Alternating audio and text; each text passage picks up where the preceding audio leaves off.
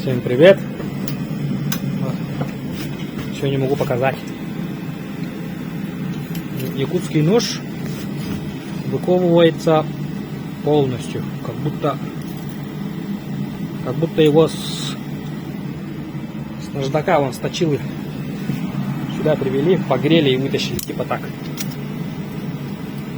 Вот здесь вот наклеп делается на режущей кромке.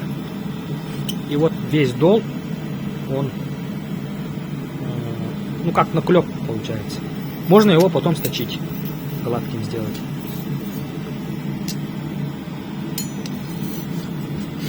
Вот. Вот эта часть, спинка, сейчас покажу. Вот это вот спинка. Не делается об угол. Его надо делать или там, ну или с самим молотком.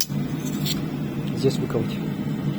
Потом тут чуть-чуть наточили пройтись. Ну, чтобы потом не сломался. Вот. И у меня тут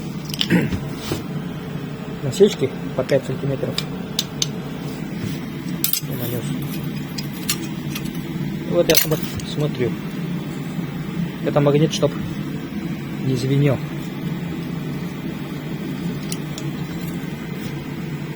И потом... Иди туда. Ладно, понятно, да? Вот, смотрю, сколько там примерно.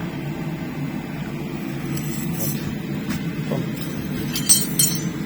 Кованый якутский нож. Если из пластины его точить, сейчас он даже видосы показывает, режущая, вот он в печи делается, режущая кромка, молотком, вот он, они из пластины вытачиваются.